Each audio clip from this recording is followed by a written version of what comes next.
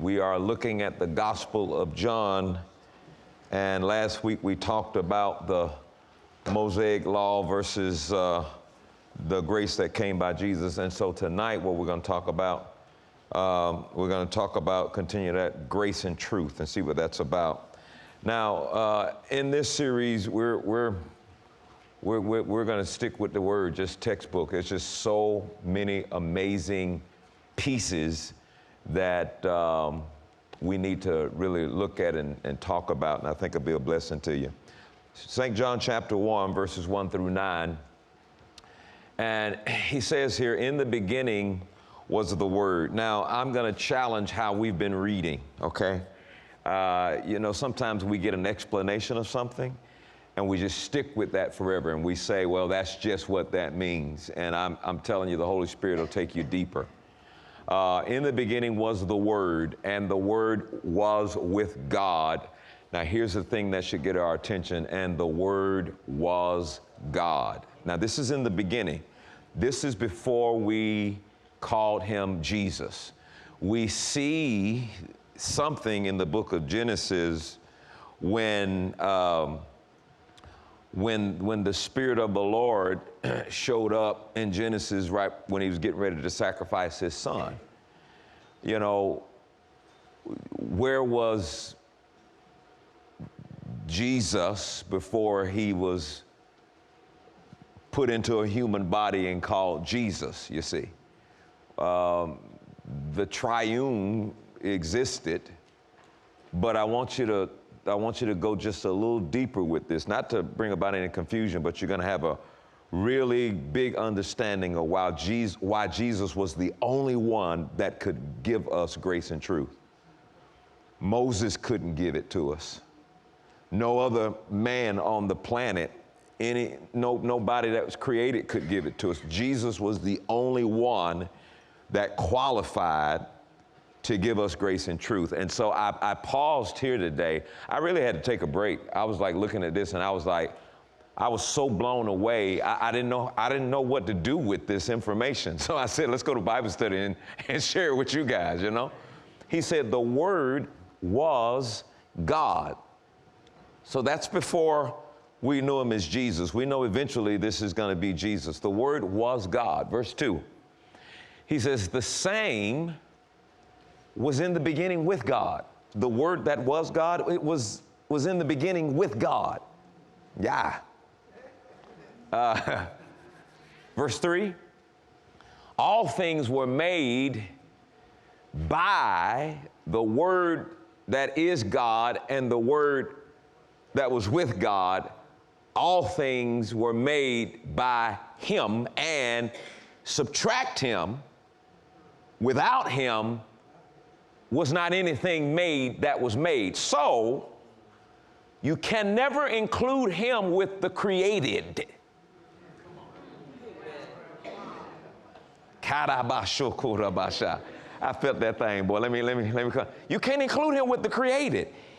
He's not created. But all of creation came through him. And without him, you ain't got nothing.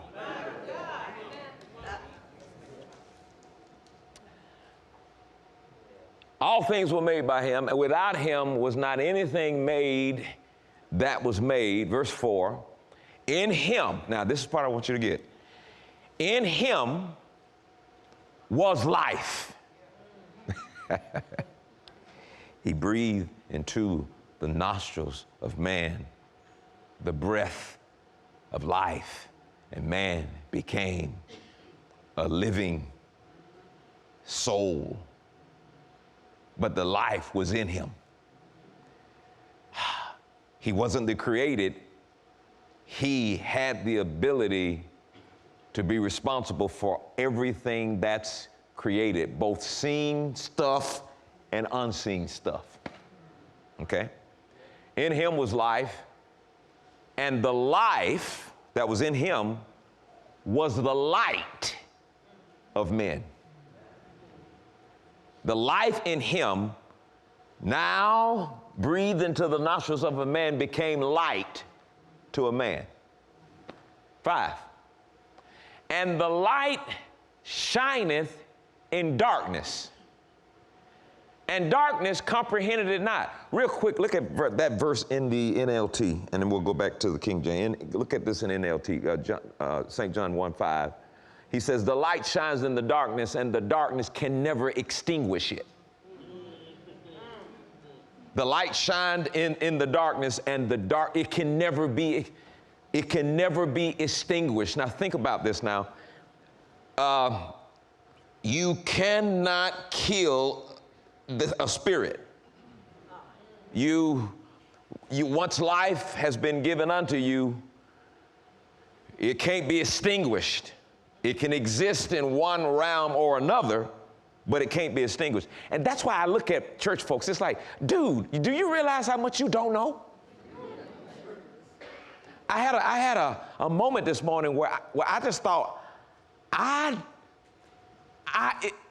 everything I've ever thought I knew, everything I thought I understood remains to be seen once I leave this physical body and return to the creator of all creation, both seen and unseen. You don't even know how that's going to take place.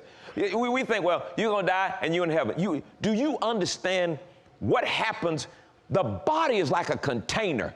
What happens when you take the top off of a container? What happens when what's in the container comes out? Woo, this is going to be outstanding. And while I'm at it, spend at least 30 minutes a day praying in tongues over the next 6 months, and you're going to be all right. Stuff crazy right now. 30 minutes a day praying in tongues. So whether you believe it or not, pray in tongues. Okay? So if you have to sit there and say yabba dabba do, yabba dabba do, you just pray in tongues. The light shines in darkness, and the darkness can never extinguish it. Whew. All right, go back to King James in verse 6. There was a man sent from God whose name was John. Now, he's not talking about the John that's writing this epistle. He's talking about John the Baptist. So there was a man sent from God whose name was John, referring to John the Baptist. The same John the Baptist came for a witness to bear witness of the light, that all men through him might believe. He's the carrier of life. He's the carrier of light. He can impact all men who believe. All right, watch this. Verse 8. He was not that light, John says, I'm not that light, but was sent to bear witness of that light. I need to see this. All right, now, verse 9. Almost there. That was the true light, which lighteth every man that cometh into the world. The true light that lighted every man that cometh into the world. And then verse 14. Skip on down, John 1:14. And the Word was made flesh. Now stop right there. Are you serious? This amazing, infinite being that is not in the category of the created, that everything that was created came through him. He took a demotion into a flesh body. He who created creation stepped into it. Let me give this. I was maybe 9, 10 years old. I was a member of Mount Zion AME Church. My pastor was Reverend Dunlap. And we were having, you remember the summer Bible school thing that your mom used to make you go to? And so he was outside and we were talking, and I asked him a question. I asked my mama a question. She said, ask Reverend Dunlap. I asked Reverend Dunlap. I said, now, if I got a father, and my father got a father, and his father got a father, who's God's father? And he says, most of the answer to that during that time was, God works in mysterious ways. And I was praying, and just out of nowhere, God said, would you like to know the answer to that question you asked years ago? I said, oh, yes. And he said to me, you're trying to relate to God like his creations relate to one another. He created the system of a father having a father having a father. You can't see him in what he's created. Don't try to put him in the same process as what he's created. But he loved his creation so much, he reduced himself from the creator to dwell amongst his creation. And the Word was made flesh and dwelt amongst us, so we could behold his glory, the glory of the only begotten of the Father. And he showed up in flesh, full of grace and full of truth. It's not grace one piece, truth another piece. You can't separate grace and truth. Grace is the truth. They'll always go together. All right? So I need you to see who Jesus is. I think sometimes we reduce him down because of his love for us to take on flesh so he can deliver grace and truth. There's nobody else that could deliver eternal grace. Nobody. Nobody qualified to be full of grace and truth. And if you believe in him, notice what it says, believe that he's the Christ. That's St. John chapter, the last chapter, 20, I think, verse 30, 31. Believe that he is the Christ. Believe he's the Son of God. And believing, you'll have life. And you'll have it eternally. Just by believing, you'll have life. Now, I'm looking at this today, and I'm thinking I ain't going to finish this teaching today because I'm probably going to get stuck in. I think we'll get a little bit more in bed. But I need you to pause a little bit and recognize who you dealing with. You're not dealing with Jesus, just a man. You're dealing with God and his glory, full of grace, that he had to take an earth suit to deliver the package. And I'll show you tonight that this book of John speaks of the deity of Christ more than any writing in the Bible. And Jesus says stuff like, the Father and I, God and I are one. What would you think, seriously, what would you think if I got up here one and said, I'm God and he me? Y'all like, stone that joker. That's exactly what they did. Because ain't nobody hearing that. They're not hearing that. That his love was so awesome, he had to get an earth suit to deliver grace and truth to you and me. And that grace and truth through believing would be eternal. Ooh, Lord have mercy. That just blows my mind. And so he says, and we beheld his glory, the glory as of the only begotten of the Father, full of grace and truth. Now, you're going to have to take this home and dwell on it a little bit, or you'll continue to diminish the greatness of what we have. We have the God of creation who created stuff you can see and stuff you can't see, my God, who took an earth suit to deliver a package. The law came by Moses. Moses couldn't deliver grace. Who can you think of that could have delivered this it's even bigger than unmerited favor. Who could deliver this glory to man? So that's what I'm saying. When you leave this body, all this little church stuff that's going on, our little church thing, little church thing, little programs we make, the little stuff we do, the little songs we make, you don't even have a clue to the fact that once you stand before the one who created you, you will stand in perfect knowledge, perfect wisdom. I doubt if you can hardly go remember anything, because it's just going to being in his presence is going to burn stuff and wash you will now be aware of all of the greatness that was imparted in you that was diminished because you had an earth suit. Now I knew tonight that everybody wasn't going to understand what I was saying.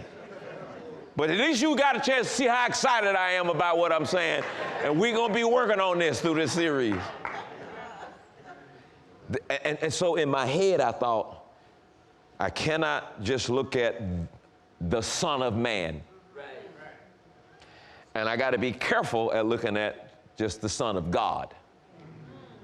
I now have to look at the Word in the beginning that was God, who created principalities, powers, spiritual realm, physical realm, and that awesomeness took on an earth suit. I used to wonder, why you didn't hang around 70 years? I don't think that the body of Jesus could have held it that long. And that's why it changed. He put on his glory suit. That's a lot of glory packed in that. Whew. I got some other things I could say about that, but I'm going to leave that alone. All right, now, so what we're going to do here is we're going to talk about, I've used this word before. I think I've set you up with this word called preeminence. I want you to get the definition of preeminence, because that's the first thing that's got to be established before you can really take hold of this grace.